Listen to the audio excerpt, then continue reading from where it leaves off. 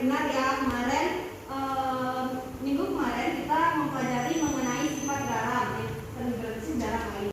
Baik, apakah Anda tahu berapa sih sifat senyawa dari garam itu? Saya, Bu. Baik, Menteri. Ada 4, Bu. Adakah dari Anda yang mengetahui jawabannya? Ya, Tika. Benar ya. Jadi sifat dari garam itu ada 3, yaitu asam, basa, dan netral. Nah, untuk menggali dan mengukur pengetahuan Anda semua dalam materi sifat dari senyawa garam itu, Ibu akan mengadakan pretest. Nah, harap dikeluarkan HP-nya. Nah, sudah di atas meja semua HP-nya Anda? Sudah, Bu. Nah, link dari pretest itu sudah dikirimkan ke WA group ya. Jadi Anda bisa mengaksesnya dimulai dari sekarang. Waktunya hanya 5 menit untuk 3 soal. Baik, Ibu.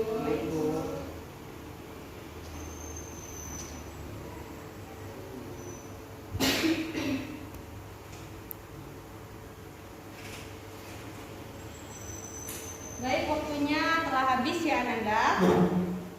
Nah, untuk soal kita tadi apakah ada kendala Anda? Insya Allah tidak ada. Soalnya mudah atau susah? Lumayan, Bu. Berarti ada yang mudah ada yang susah ya Anda? Iya, Bu. Oke, karena ada yang mudah ada yang susah, pasti menimbulkan kebingungan pada diri Anda. Jadi mari kita bahas soal pretest tadi. Untuk jawaban nomor 1 yaitu bagaimana terjadinya hidrolisis garam, ada yang bisa menjelaskan? Saya, Bu. Ya, Nurul. Menurut saya jawabannya itu proses terjadinya hidrolisis garam, yaitu di dalam air garam akan terionisasi. Kemudian ion garam akan bereaksi dengan air sehingga terjadi hidrolisis. Nah, benar ya yang disampaikan oleh Nurul. Beri aplaus dulu untuk Nurul.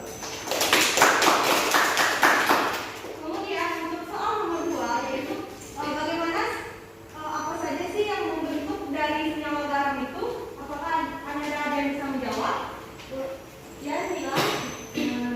Yaitu garam yang terbentuk dari asam lemak dan basa kuat, lalu basa lemah dan basa kuat, kemudian asam lemak dan basa lemak, dan terakhir asam kuat dan basa kuat, Bu. Nah, benar ya apa yang dijawab oleh Nila. Beri aplaus dulu dong untuk Nila. Nah, untuk soal pretest yang terakhir yaitu bagaimana sih sifat dari soal jawaban dari nomor 2 itu, ada yang bisa menjawab? Ananda? Ya, Tika. Jadi untuk asam lemah dan basa kuat nanti garamnya bersifat basa. Untuk asam kuat dan basa lemah nanti bersifat asam. Serta kalau asam lemah dan basa lemah sifatnya nanti tergantung pada KA dan KB-nya. Oh, bagus sekali ya jawaban dari Tika. Beri aplaus dulu dong.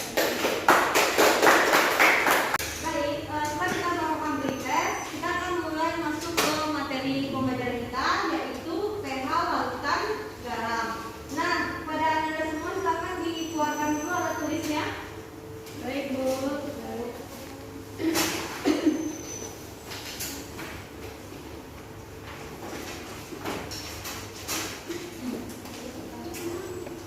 Sudah siap semua Anda? Sudah. Nah, baiklah, sebelum kita mengetahui tentang pH lautan garam itu, ada baiknya kita mengetahui apa sih manfaat dari garam itu sendiri dalam kehidupan kita sehari-hari. Nah, Anda semua pasti tahu kan penyedap rasa atau yang sering kita sebut dengan MSG. Micin. Ya, micin, benar sekali. Micin, MSG atau penyedap rasa yang biasanya kita gunakan untuk menambah cita rasa dari masakan kita. Nah, MSG dengan rumus kimianya bisa 5H8NO4NA merupakan suatu senyawa garam yang bersifat basa. Nah, itu merupakan contoh penggunaan dari garam itu dalam kehidupan kita sehari-hari. Nah, sungguh dekat kan? Jadi garam itu dalam kehidupan kita sehari-hari.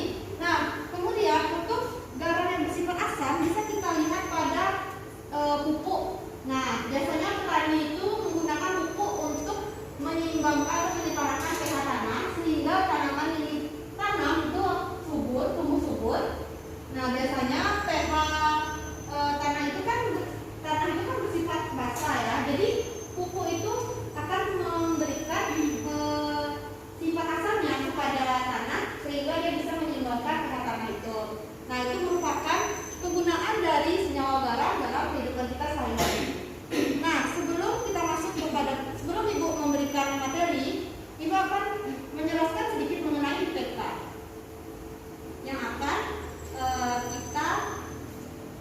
gunakan pada materi kita kali ini. Nah, kita masih berada pada KD 3.11, yaitu menganalisis kesetimbangan ion dalam larutan garam dan menghubungkan pH-nya. Untuk IPK-nya yaitu 3.11.1, menganalisis ciri-ciri garam yang dapat terhidrolisis dalam air. Kemudian 3.11.2 yaitu menyimpulkan sifat garam yang terhidrolisis. Itu sudah kita pelajari pada pertemuan sebelumnya.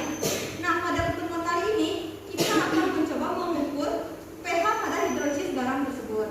Nah, kemudian untuk tujuan pembelajaran, apakah Anda ada yang bisa menyebutkan atau membantu Ibu dalam membacakan tujuan pembelajarannya, Nanda? Saya Bu. Baik, Tata. Silakan bantu Ibu membacakan tujuan pembelajarannya. Baiklah, tujuan pembelajaran kita pada hari ini yaitu melalui model pembelajaran discovery learning dengan menghubungkan materi dengan kehidupan sehari-hari, menggali informasi dari berbagai sumber, dan mengolah informasi. Diharapkan peserta didik mampu meningkatkan keimanan dan ketakwaan kepada Tuhan Yang Maha Esa, serta terlibat aktif selama proses pembelajaran berlangsung. Memiliki sikap diri tamu, teliti, disiplin, berpikir kritis dalam melakukan pengamatan dan bertanggung jawab dalam penyampaian pendapat, menjawab pertanyaan, memberi saran dan kritik, serta dapat menganalisis ciri-ciri dan sifat garam yang dapat terhidrolisis dalam air, serta dapat mengukur pH hidrolisis garam dan dapat melakukan percobaan pembuatan garam sesuai sifat asam basanya, serta melaporkan hasil percobaan dengan perolehan pH-nya. Sekian, Bu. Baik, terima kasih kepada Tata yang telah membantu Ibu membacakan tujuan pembelajaran. Nah, untuk mekanisme pembelajaran kita pada hari ini sama dengan pertemuan sebelumnya, yaitu Ibu akan membagi kelompok. Nah, Ibu bagi kelompoknya sekarang ya. Ini kelompok 1, kelompok 2, dan kelompok 3. Nah, nanti kita akan berdiskusi mengenai persoalan yang ada pada KPD yang nantinya akan Ibu berikan. Nah, itu diskusi secara kelompok. Nah, kemudian Ibu akan memberikan sedikit materi melalui video, di mana video tersebut berisikan bagaimana cara mengukur pH dengan cara yang mungkin bisa dibilang simple. Nah, untuk videonya mungkin Anda bisa tonton di depan ya, Nanda.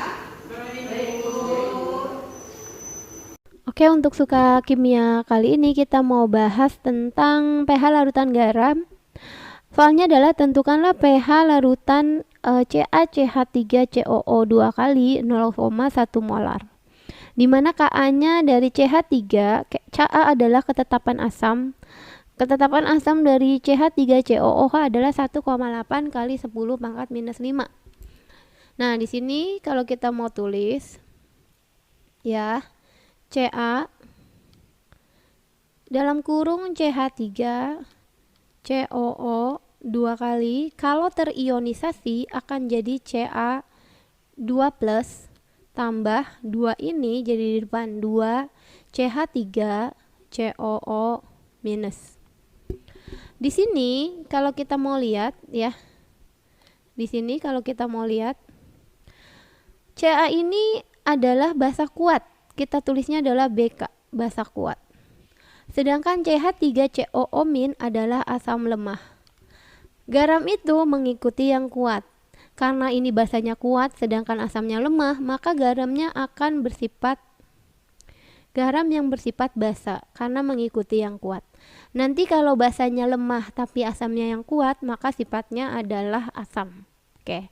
Sekarang kita tulis konsentrasinya adalah 0,1 molar. Di sini kita boleh tulis 10-1 ya. 0,1 kan 10-1. Koefisiennya 1, 10-1. Koefisiennya 1 berarti otomatis sama 10-1 molar. Koefisien yang ini 2, berarti 2 kalinya dari ini. 2 kali 10-1. Jadi 2 kali 10-1 ya. Karena dikali 2, nanti kalau di sininya 3, maka 3 kali 10-1 ya 3 kali 10-1 ya. Oke, lalu yang mana yang kita ambil? yang diambil adalah konsentrasi yang lemah. Kenapa yang lemah? Karena yang lemah ini yang terionisasi. Nah, yang ini yang kita ambil. Konsentrasi garam yang terionisasi yaitu yang lemah. Yang lemahnya ya, bukan yang kuat. Karena yang kuat tidak terionisasi. Oke, lalu ini bersifat apa? Karena garamnya basa, maka sifatnya adalah basa. Yang kita cari adalah OH-. OH- sama dengan akar dari ketetapan air KW dibagi dengan Ka. KW dibagi Ka itu kan jadinya ketetapan hidrolisis atau Kb ya. Dikali molaritas garamnya gitu. Sekarang kita masukkan di sini. KW itu ketetapan nilainya selalu 1 kali 10 pangkat min 14. Berarti kita tulis di sini ya. 1 kali 10 min 14 kita bagi dengan ini Ka-nya, ketetapan asamnya 1,8. Kita kali 10 pangkat min 5. Lalu kita kali atasnya dengan molaritas garam, kita satukan ya.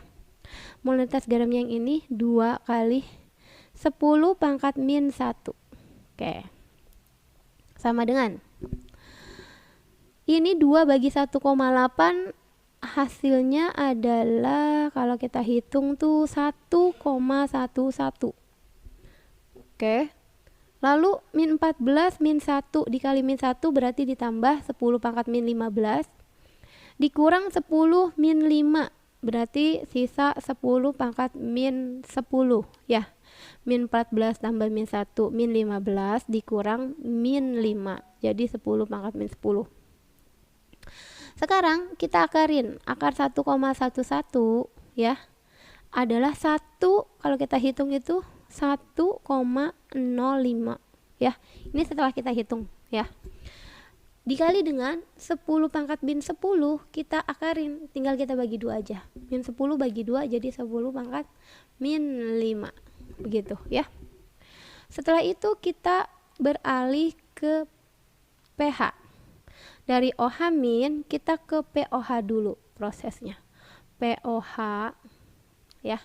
Sama dengan min log dari konsentrasi OH-nya yang tadi kita cari. Min log 1,05 dikali 10 pangkat min 5 sama dengan, jadi cara mudahnya gini, ini pangkat ya kali ke depan, kalikan ke depan ke sini, cara mudahnya min 5 kali min jadi positif 5, lalu yang ini tinggal mengikuti aja ke belakang, min log 1,05 begitu untuk POH nya ya. Setelah itu baru kita dapat pH. pH adalah 14. 14 ini sudah ketetapan selalu 14 ya. Dikurang POH. Maka 14 dikurang dalam kurung aja ya. 5 min log ini kan POH-nya 1,05. Oke. Sama dengan 14 kita kurangin dengan 5. Hasilnya adalah 9.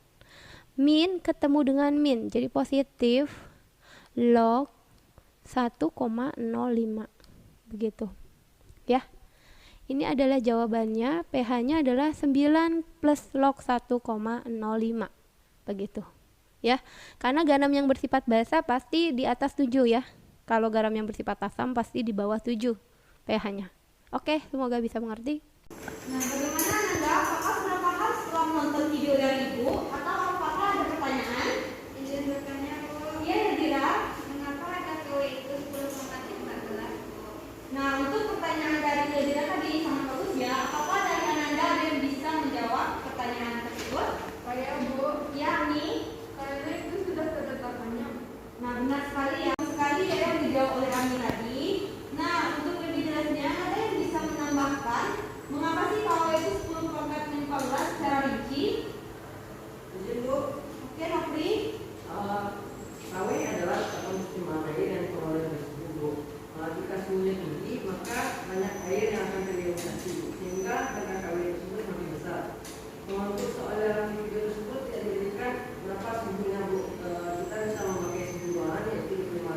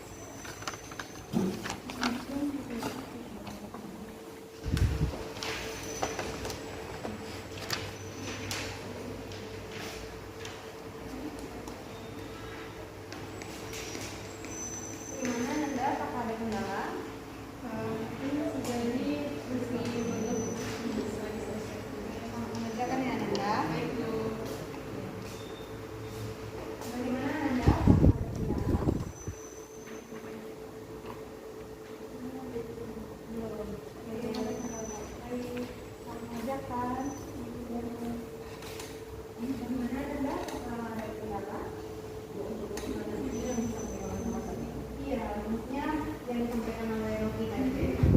Anda bisa menonton kembali video yang diberikan tadi atau belajar dari buku Musdarmo atau modul yang telah diberikan di atas.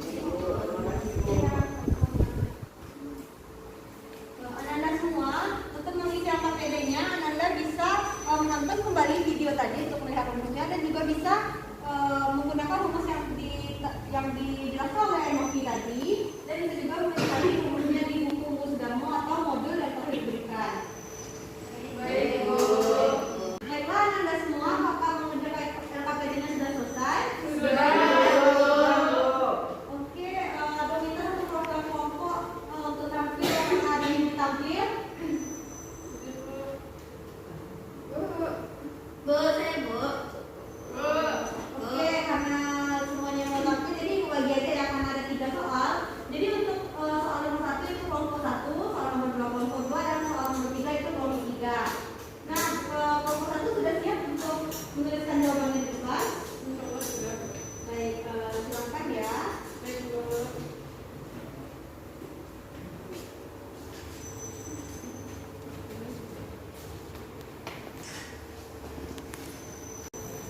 Baiklah, ibu dan teman-teman semuanya, di sini saya perwakilan dari kelompok 1 izin untuk menuliskan jawaban dari hasil diskusi kami tadi. Oke, baiklah ibu dan teman-teman semuanya, di sini saya akan menjelaskan jawaban dari soal nomor 1. Yang pertama yang bagian A.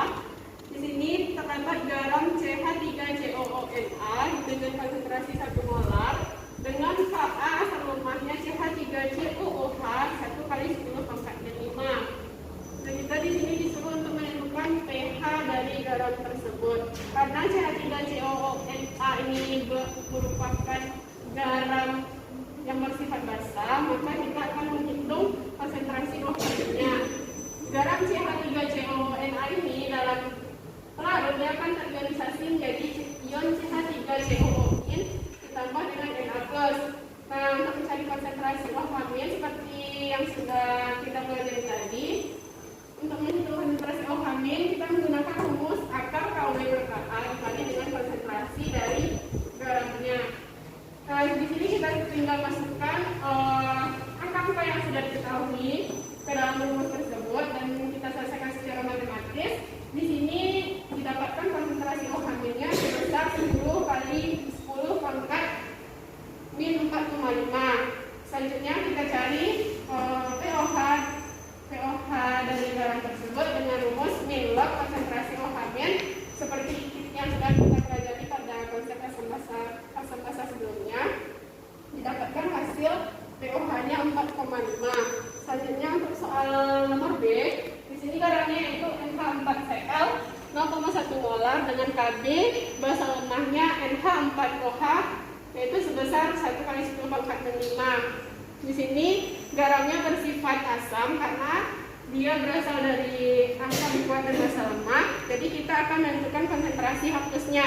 Sama seperti kita mencari konsentrasi OH-, kita tinggal masukkan ke dalam rumus yang telah ada dan diperoleh hasil konsentrasi konsentrasi H+-nya sebesar 10 pangkat 5. Selanjutnya kita cari pH-nya dengan rumus min log konsentrasi H+, dan didapatkan pH-nya yaitu sebesar 5.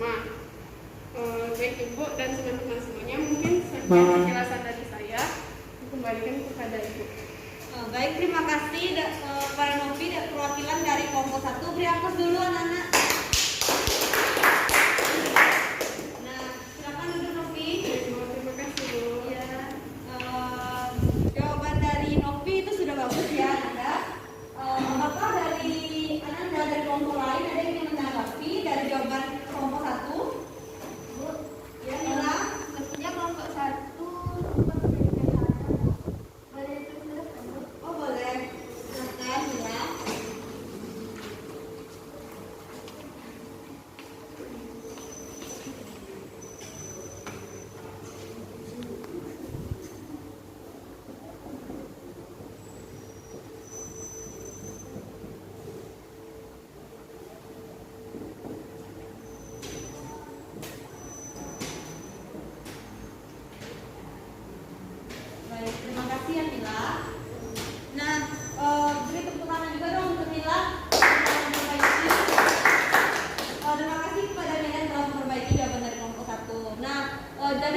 pangkat 1 itu sudah cukup baik, namun jawaban dari Lila juga sudah bagus. Kemudian untuk jawaban nomor 2, kelompok 2 dipersilakan.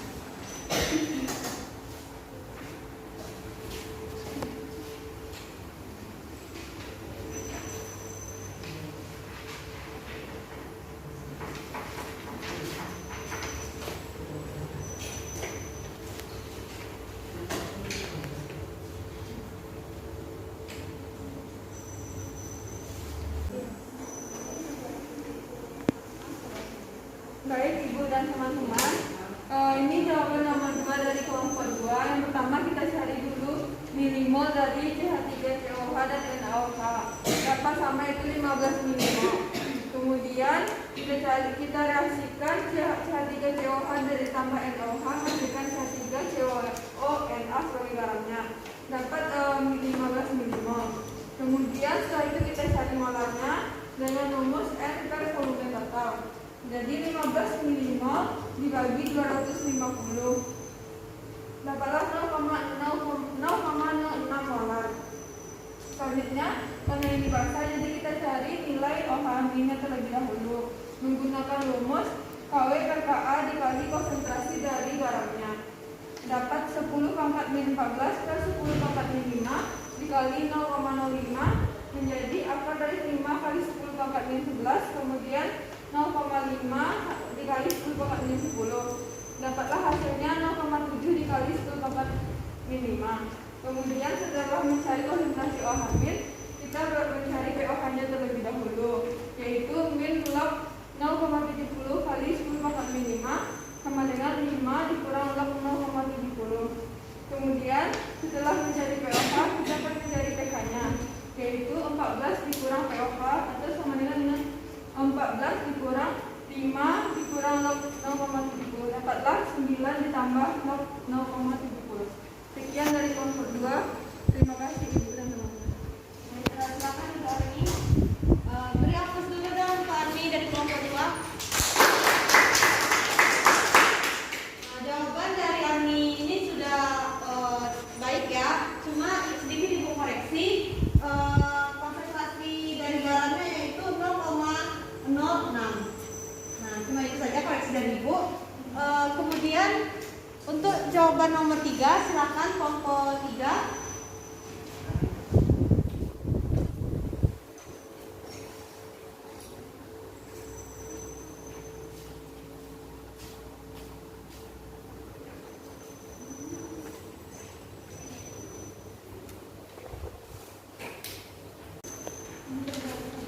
Baiklah, saya akan menjelaskan pertanyaan dari nomor 3, yaitu larutan NaX 0,1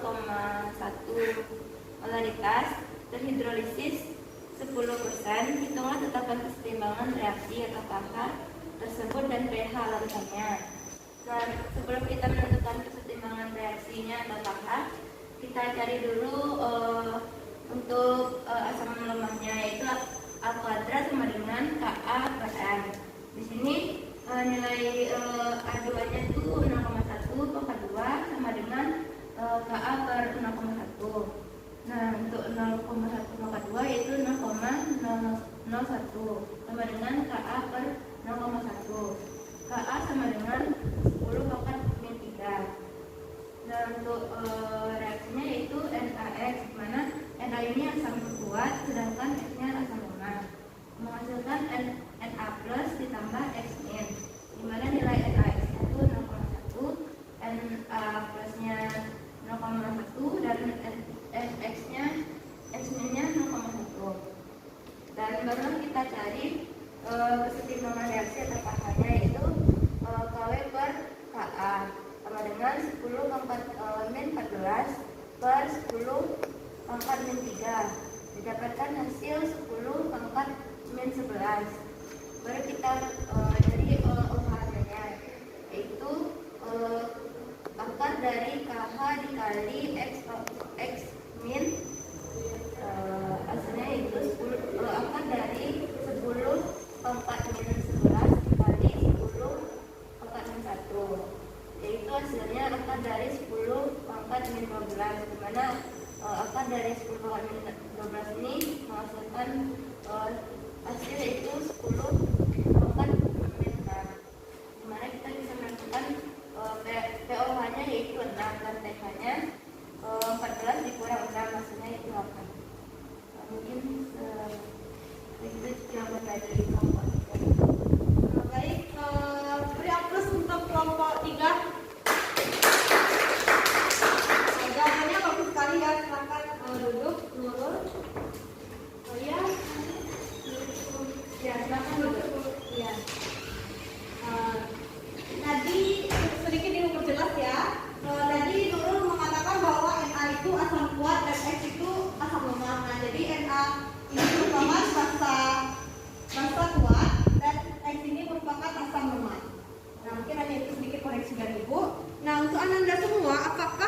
ada pertanyaan atau keraguan dari ketiga soal yang ada pada materi tadi? Insya Allah. Nah, baik ya, berarti Ananda semua yang ada di sini sudah kita semua ya.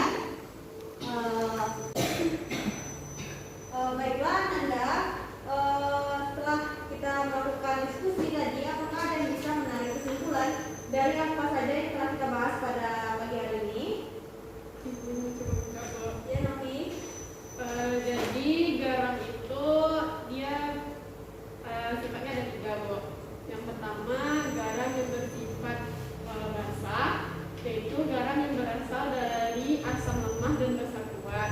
Hubungannya dengan pH, karena dia bersifat basah, maka kita harus mencari konsentrasi OH-nya dengan rumus akar KW per Ka dikali dengan konsentrasi garamnya.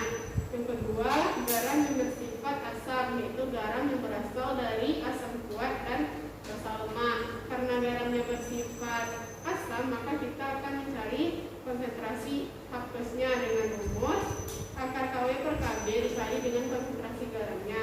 Yang ketiga, garam yang bersifat netral, di mana garam ini berasal dari asam lemah dan basa lemah.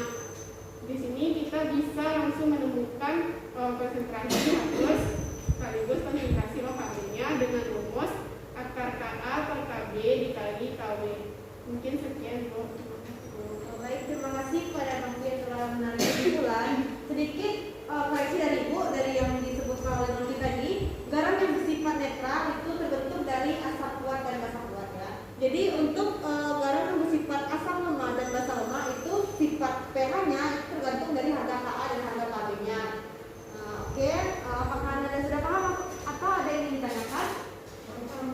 Insya Allah paham ya. Nah, kemudian sedikit penguatan materi dari Ibu. Setelah kita mencari, setelah kita mendapatkan konsentrasi OH-nya, tentu kita harus mencari harga pH-nya terlebih dahulu karena dia bersifat basah.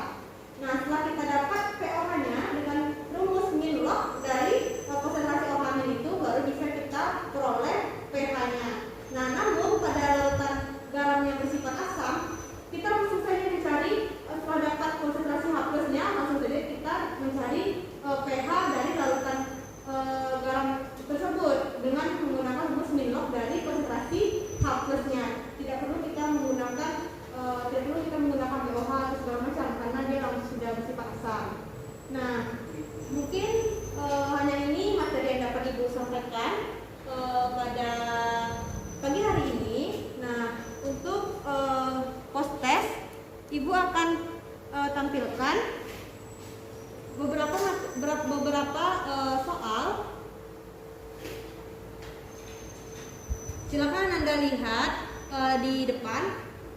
Silakan kerjakan persoalan ini, 4 soal ini secara individu, bukan secara berkelompok lagi. Nah, Ibu beri waktu 15 menit. Apakah cukup Anda? Kurang. Oke, maunya berapa Anda? 20 menit. Oke, baik. Ibu beri waktu 20 menit dimulai dari sekarang.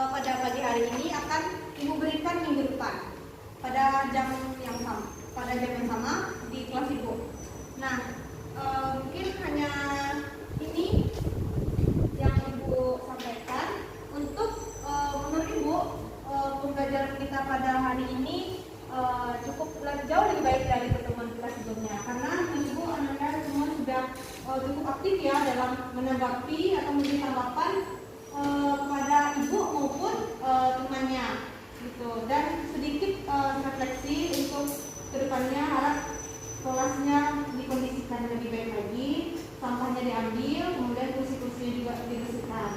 Nah, mungkin hanya itu refleksi dari ibu. Kepada Ananda, apakah ada yang ingin disampaikan kepada ibu? Nafri? Baik Bu, izin Bu untuk refleksi yang ibu pembelajaran itu Bu. Mungkin PPT-nya tulisannya mungkin bisa dibesarkan lagi, soalnya nggak kelihatan di belakang. Oh, baik. Terima kasih ya atas refleksi dari Nafri. Kedepannya mungkin ibu bisa memperbaiki PPT ibu dan memperbesar tulisannya. Nah, kemudian untuk tugas berikutnya harap dikerjakan persoalan atau uji kompetensi yang ada pada buku Umbu Sudarmo mengenai materi pH larutan garam saja. Tidak perlu yang sifat garam sedikit garam, yang seperti itu tidak perlu, hanya perhitungan pH saja yang dikerjakan.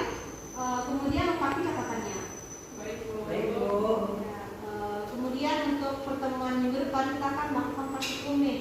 Nah, jadi kita memulai praktikum mengenai sifat senyawa garam tadi. Harap dibawa jasletnya, karena kalau tidak bawa jaslet, mohon maaf Anda semua tidak diperbolehkan untuk masuk lab. Kemudian untuk alat dan bahannya sudah ada tersedia di laboratorium, jadi Anda tidak perlu lagi membawa alat atau bahannya dari rumah. Nah, mungkin hanya itu yang dapat Ibu sampaikan, dan seperti